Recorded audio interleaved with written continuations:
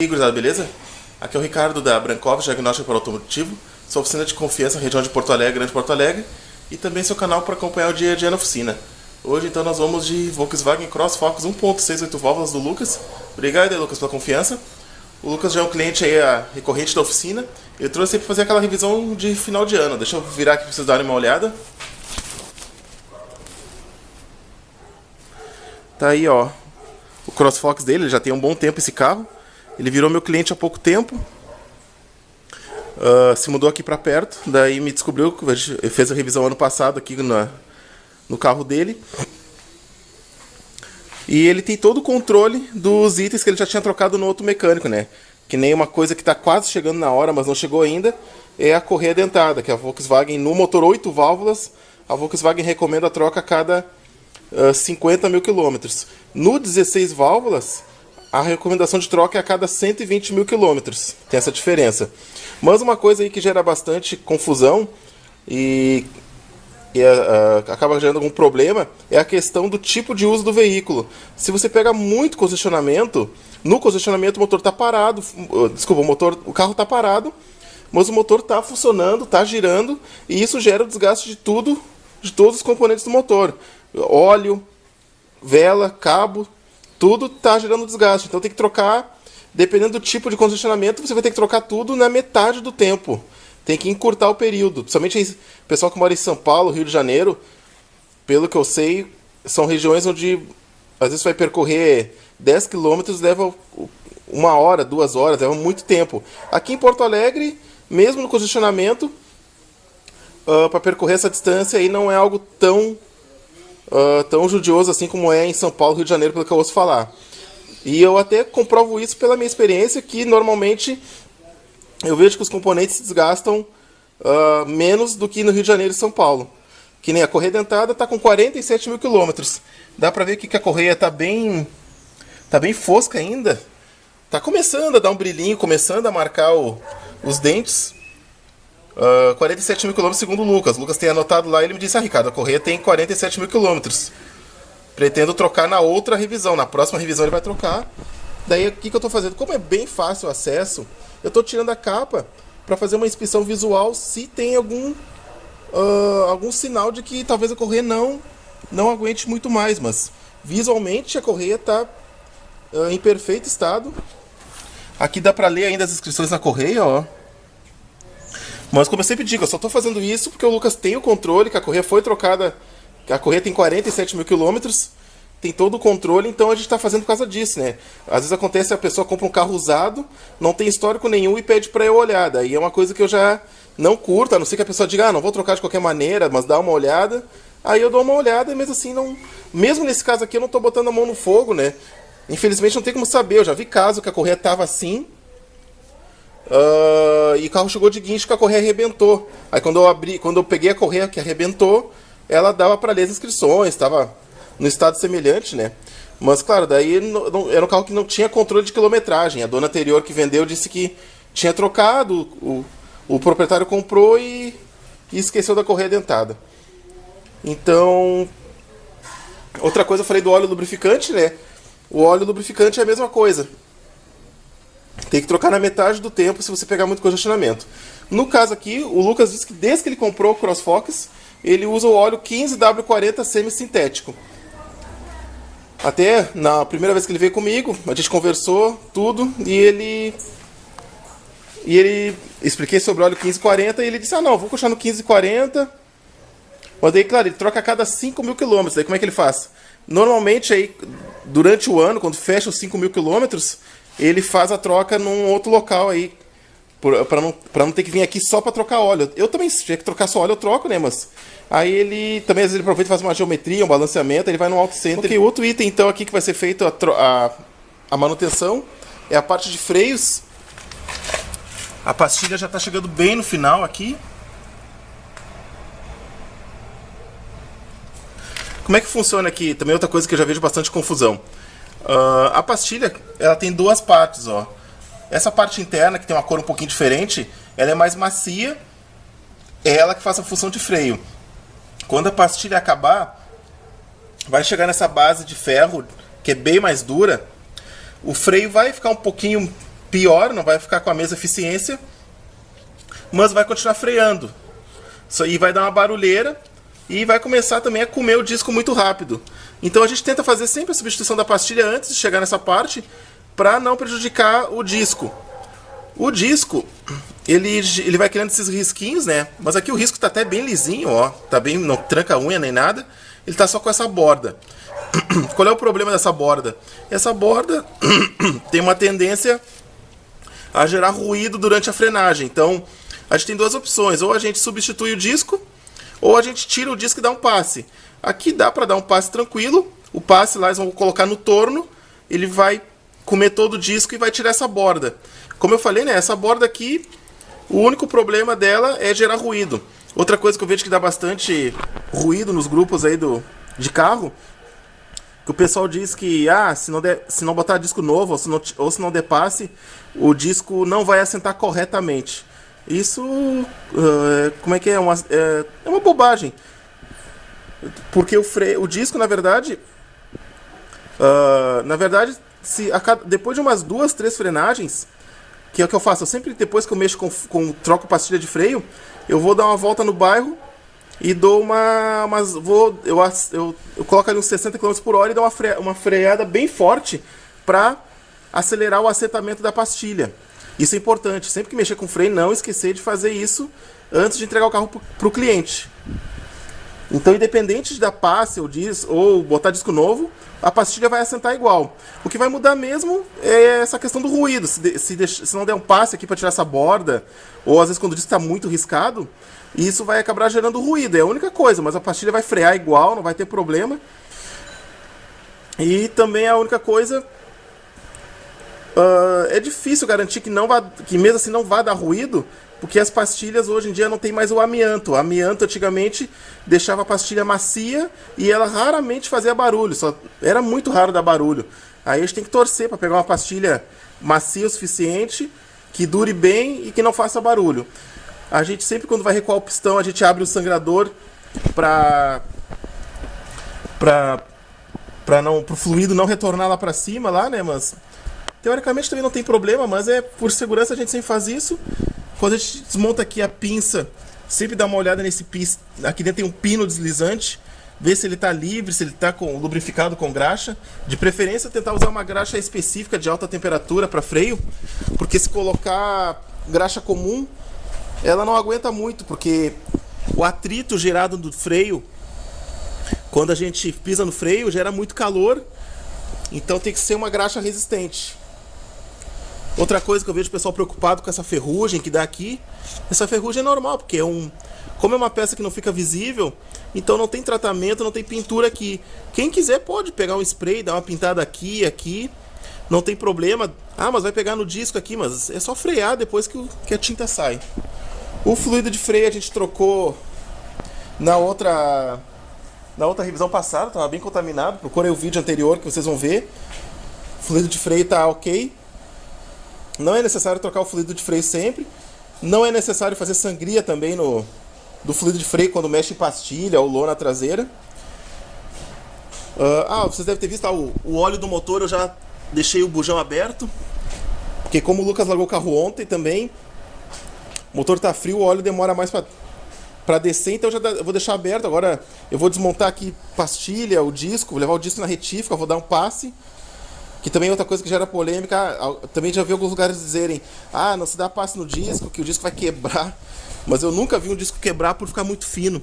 Aí a gente dá um passe e consegue poupar aí uns trocados pro cliente, porque um disco novo tem um valor considerável. E vou trocar também o filtro de combustível, que foi trocado também na revisão do ano passado. E agora fechou os 10 mil quilômetros, é um item esquecido, o pessoal esquece de trocar o filtro de combustível.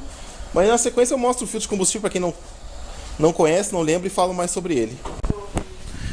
Então tá, pessoal, voltei aqui da corrida atrás das peças. Primeira coisa, o disco, olha só como é que fica o disco depois da retífica, ó. Ele fica todo uniforme. Aqui a parte da frente do disco, a parte de trás, né? Pra vocês terem uma ideia como é que fica. Tá? Porque daí evita barulho. Quando fica aquele risco, como eu falei antes, né? Aquele risco que acaba aumentando a chance de dar barulho. Aqui então pastilha de freio, ó, a comparação da pastilha nova com com a pastilha velha. Essa pastilha aqui tá mais gasta ainda, ó.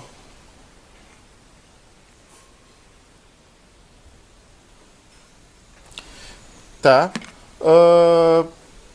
Pastilha, o óleo do motor, né? São 4 litros de óleo. O motor 1.6 é 4 litros. O 1.0 é 3,5, né? 4 litros de óleo. Outra coisa também, né? Não precisa comprar o óleo... Ah, vou comprar o óleo Volkswagen, óleo... Tem que cuidar a questão da viscosidade do óleo e da classificação, né? Como eu falei antes, o Lucas ele sempre usou 1540 e ele não quer mudar, então a gente vai seguir, né? Ele troca a cada 5.000 quilômetros.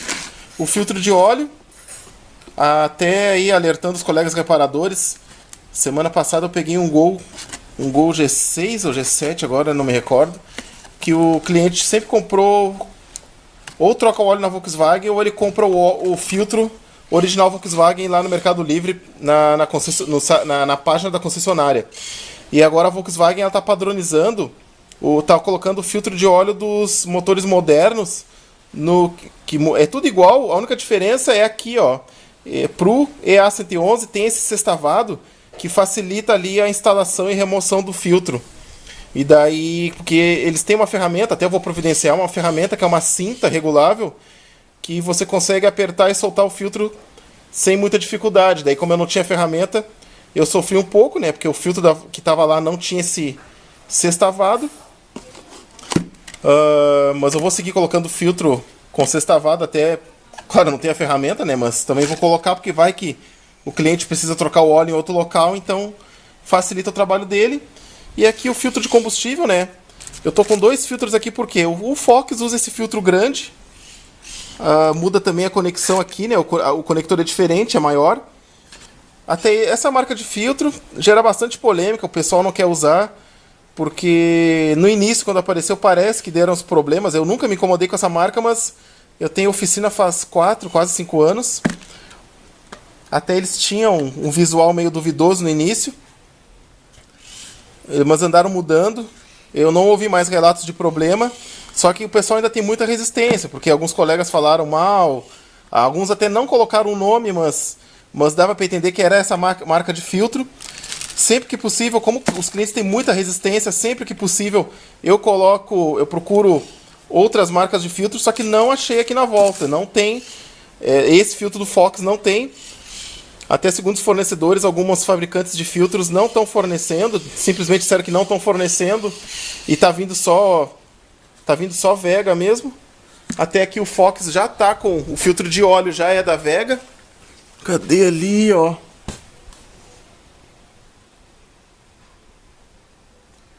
Tá? Mas na medida do possível, como eu falei, eu sempre procuro... Eu vejo o que o cliente... Eu sempre tento alinhar com o cliente antes. Quando o cliente diz que não quer, porque não quer, então a gente daí vê, na pior das hipóteses, acabo não colocando. Ou então, se fosse o caso do cliente dizer, não quero essa marca, teria que chamar um motoboy, pagar o motoboy com um custo maior para colocar outro, né? Mas como eu falei, eu não... Desde que eu abri mecânica, eu nunca me incomodei com esses filtros, né? Então não tem muito o que fazer aqui, tá? Agora não tem mistério. Aqui atrás os amortecedores da tampa do porta-malas. Tá aqui então, pessoal, filtro de combustível que saiu aqui do Fox. E aqui a gasolina que saiu dele. O filtro ainda está cumprindo a função, não está entupido. Eu assoprei nele, saiu a gasolina de boas. Perfeito. Mas então tu trocou o filtro, estava bom ainda. Não, é óbvio, né? Toda a manutenção do veículo tem que ser feita de forma preventiva. Então a gente vai trocar o filtro quando ainda está filtrando, quando ele não está permitindo passagem de partículas lá para os bicos injetores. Se ficar trocando ele quando ele já não está filtrando, você está deixando passar sujeira lá nos bicos injetores. Depois tem que estar fazendo limpeza de bico ou até substituindo o bico injetor, que sai bem mais caro do que está trocando o filtro de combustível. Agora essa gasolina a gente volta ali para o carro do Lucas. A mesma coisa para o óleo do motor. O óleo do motor, teoricamente, quando a gente está trocando ele ainda está bom lá, né? Óbvio, está chegando ao final da vida útil dele. Mais um pouco ele já não vai estar cumprindo a função. E claro, daqui a pouco, se passar um pouquinho ali, o pessoal fica preocupado. Passou 500 km, passou às vezes 1000, né? Não quer dizer que de fato já está prejudicando o motor. Tem uma gordura ali, né? Quando quando a fabricante ela estipula um prazo de troca de óleo, ela meio que ela já estipula uma gordura, mas claro. Então tá, pessoal, desculpa aí, acabou a bateria da câmera. Eu tava dizendo, né, que o óleo tem uma gordura, aquele prazo de troca de óleo, se passar um pouquinho não dá nada, né? A única coisa que faltou finalizar é que a questão, como é que eu vou saber se o óleo tá velho ou não? Não tem como, só ir no laboratório para saber. Às vezes o pessoal olha, o óleo tá preto, tá velho, tá ruim. Não, mas aí com o óleo preto ele fica, né? A função do óleo é limpar o motor e trocar calor, então ele vai ficar preto. E às vezes no posto o frentista tem mania de pegar na vareta e começar a apertar assim com os dois dedos o óleo e dizer assim, o óleo tá muito grosso, mas isso aqui não tem como saber que o óleo tá mais grosso ou não, não. Então é só, tem que cuidar o prazo de troca, questão de engarrafamento, como eu falei, trocar no prazo, não. Infelizmente não tem como olhar para o óleo e fazer uma análise assim do estado dele, tá? Agora então eu vou apertar aqui as rodas com torquímetro para poder fazer o teste de rodagem. 12 kg de aperto, roda de liga leve. Ó, o estalo indica que chegou no aperto. Eu uso o torquímetro para ter certeza do aperto correto. Se eu apertar demais, a roda pode danificar o cubo. Se eu apertar de menos, a roda pode se soltar e causar um acidente. Aí assim eu consigo preservar a vida longa dos parafusos do cubo. Agora eu vou dar uma volta com o carro, né? Antes de sair com ele, eu tenho que dar umas bombadas no pedal do freio para encostar a pastilha, aproximar o pistão e dar uma volta com ele para assentar a pastilha. Não dá para entregar o carro para o cliente sem fazer esse assentamento antes. Uma coisa que o Lucas reclamou é que o rádio e o odômetro por algumas vezes apagaram, lá zeraram. O rádio desligou e ligou e o odômetro parcial ele deu uma piscada também. Aí eu vim dar uma olhada nos polos da bateria. Olha só como tem bastante zinabre, ó, isolando, né? Isso aqui é gás que vaza da bateria. A bateria tem um ácido dentro. E em contato com a atmosfera e a reação elétrica, ele cria esse zinabre. Eu até esqueci, assoprei aqui, tinha mais zinabre aqui, caiu um monte. Espero que seja isso, né? Que tem bastante zinabre, ó, como tem aqui, ó. E lá no positivo, parece que tem um pouquinho também. Aqui tem que lixar, né? Não tem muito o que fazer, tem que lixar para tirar esse zinabre e conectar novamente a bateria. Algumas pessoas passam uma graxinha também, só que a graxa é isolador. Se a graxa derreter e começar a entrar no borne, ela vai acabar isolando o conector. O positivo não parecia, mas olha só como tem zinabre também no positivo. E até aqui no negativo eu já limpei, ó. Eu tive que raspar com uma chave de fenda, de tão duro que tava o zinabre aqui. Ali no borne tem pouca coisa, mas aqui no conector, ó como tem. E até o Lucas disse que andou trocando a bateria, que eu lembro que ele ficou empenhado um dia. Então quem botou a bateria não... Provavelmente isso aqui já devia ser da bateria velha e quem botou a nova não tomou cuidado de dar uma limpadinha ali. Isso aí então, pessoal. O CrossFox do Lucas foi finalizado. Eu dei mais uma revisada em fusíveis, alguma coisa, pra ver se achava alguma coisa. Se alguém tiver um sintoma igual e descobrir alguma outra coisa que eu não olhei, me diz aí nos comentários. Vou ver com o Lucas agora com o tempo se aquela questão ali do odômetro zerar e do rádio apagar era só aquilo ali, né? Realmente tinha bastante zinabre no polo, na bateria não tinha, então, como eu falei antes, era zinabre que já estava antes. E não limparam na hora de colocar a bateria nova. Ah, mas por que isso acontece com o motor quente? Como é que o carro liga normal? É que quando o motor vai esquentando, tudo esquenta no cofre e dilata os conectores da bateria ali, acabam dilatando e acho que deve dar algum mau contato, cair tensão, né? A eletricidade tem essas pegadinhas. Deixa eu virar aqui pra mim então. Isso aí então, pessoal. Já deixa o gostei no vídeo, se inscreve no canal se não é inscrito. Obrigado aí, Lucas, mais uma vez pela confiança. Se você quiser fazer uma audição comigo, é só entrar em contato por WhatsApp, e telefone. Se você já tiver ideia do que fazer, eu consigo montar um pré-orçamento. Infelizmente, como eu tenho um elevador, sou eu sozinho, fica difícil. Às vezes o pessoal quer trazer o carro só para dar uma olhada, fazer um orçamento e trazer outro dia, mas fica inviável se... porque eu vou ter que agendar um dia para olhar, né? Vou perder meu tempo, tudo. E fora o risco ainda da pessoa não voltar, né? Eu entendo que infelizmente não posso fazer isso, tá, pessoal? Então é aí, obrigado mais uma vez por acompanhar o vídeo. Qualquer coisa, tamo aí então. Obrigadão, pessoal. Até mais.